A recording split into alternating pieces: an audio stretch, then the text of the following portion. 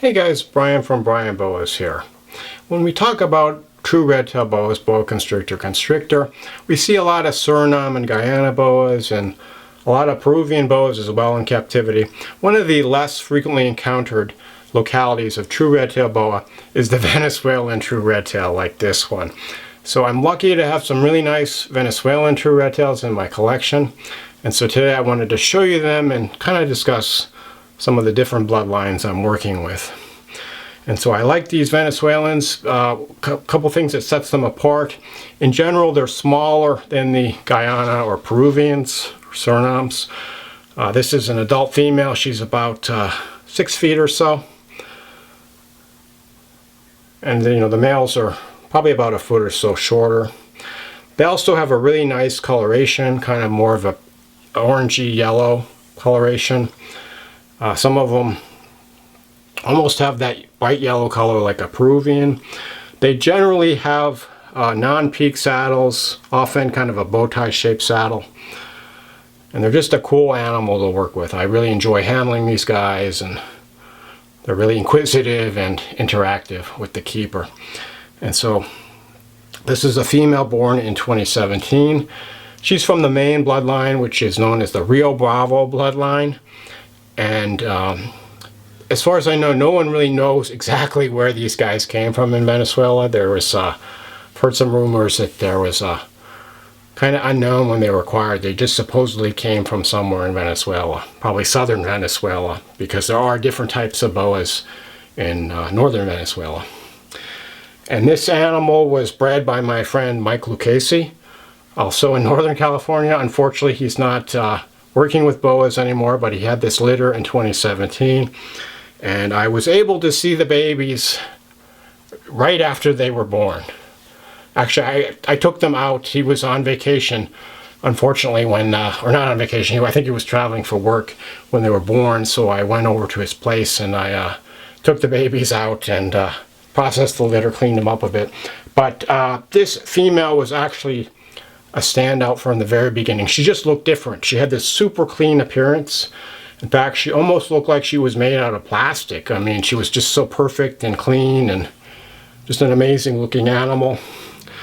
And I was able to buy a pair from Mike a couple months later. I didn't get this one. He was keeping this one. But then he got out of boas and I was able to snatch her up. So definitely love this animal. And as I mentioned, she's, 7 years old now? I actually paired her up in 2024, and she was gravid, and then she slugged out on me, so it was a pretty big disappointment. I had a couple slug outs over the summer, and she is one of them. But luckily, she's in perfect health and doesn't seem any worse for the experience. And actually, she's gained quite a bit of weight since then. She's feeling kind of chunky right now. But I'm probably not going to breed her this upcoming year. I have another Suriname or Venezuelan I'll show you in a sec that I'm going to pair up. But she could be paired up maybe in 2026. But just a really cool true red-tail from Venezuela. Here's another female Venezuelan from the Rio Bravo bloodline. She's actually a litter mate from the female I just showed you. She's actually in shed right now, so she's kind of dark looking. She's normally quite a bit brighter than this. I'd say overall her pattern isn't quite as clean as the female I just showed you. A little bit more speckling. But she's got these really nice symmetrical bow tie shaped saddles. She's definitely put on the weight. She's been on the summer diet, getting her ready to go into breeding trials. And she's definitely in good shape. So she'll go into breeding trials for the first time this upcoming season, which starts in just a few weeks. And fingers crossed that she's not going to slug out like her sister did last year. But we'll have to see. Breeding boas is never guaranteed, especially with these true red tails. I haven't had a litter of the Rio Bravo bloodline Venezuelans yet, but I'm hoping that this female will produce my first in 2025. I have one other bloodline of Venezuelans, so I'll show you some of those right now. So this is from my other bloodline of Venezuelan, and this is a baby from the only litter of Venezuelan boas or Venezuelan red tails that I've had back in 2022. And this is from a bloodline that's originated in a little village called Tamat, which is in southern Venezuela at the confluence of the Orinoco and Casaquare rivers. And this bloodline was established by Terry Cullen, who is a crocodilian expert, but he got these animals, I think, back in like the 80s and has been working with them, and I was lucky to get a pair of them from him that were born around 2014, 2015, and they bred for me in 2022. This is one of my holdbacks, and overall I'd say that they're similar to the Rio Bravo animals. Say they're probably not any different. The animals I have, they tend to be a little more peaky as far as the saddle shape. They tend to have really nice bright colors, but this female was definitely a standout. Look how gorgeous she looks. She's got lots of yellow-orange coloration, kind of these aberrant looking kind of peaky saddles. You can see the tail. Tail is a little bit more orangey red than the tail of like a Suriname or Guyana or Peruvian. And then the head shape is also quite distinctive. They don't have quite as elongated of a head as, for example, the Peruvians.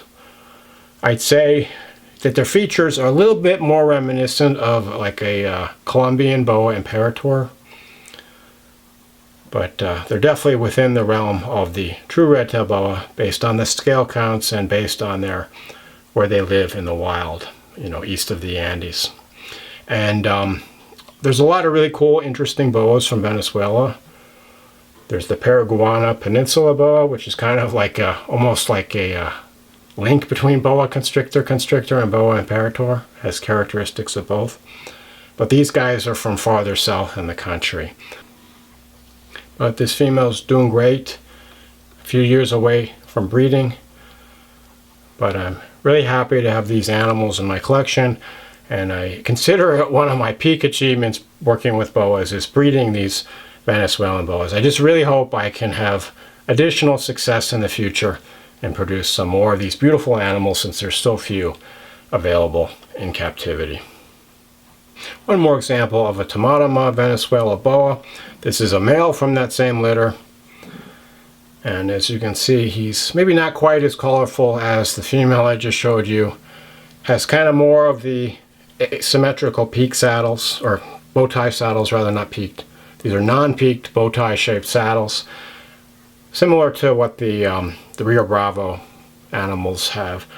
But again, I would say that it's pretty unlikely that these guys are really all that much different from the Rio Bravo bloodline. It's possible that the founder animals originated in a different part of Venezuela, but it was probably most likely within the same geographic area, so it could be considered as one interbreeding population. And that's really what defines whether something is a different type of animal, different species, different subspecies, even different locality, is whether they can interbreed naturally in the wild.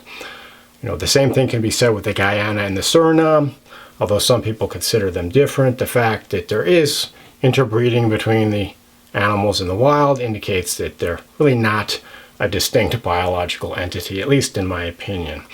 But this guy is 2 years old, doing great.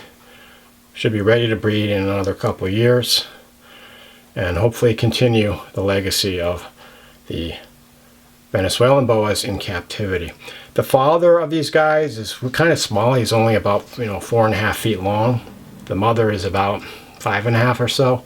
So they're definitely not big animals, but really cool true red tail to work with. So I hope to have a litter of the Rio Bravo bloodline sometime in the summer. Hopefully my other female isn't going to slug out like the one did this summer. But we'll just have to see. I can't guarantee anything, unfortunately.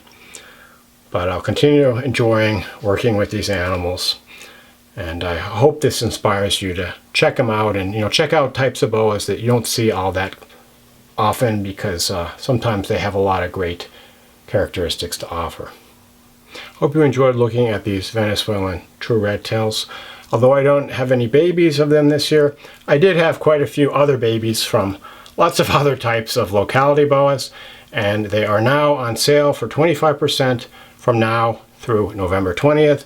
So go check them out on my Flickr page. The link is below the video description.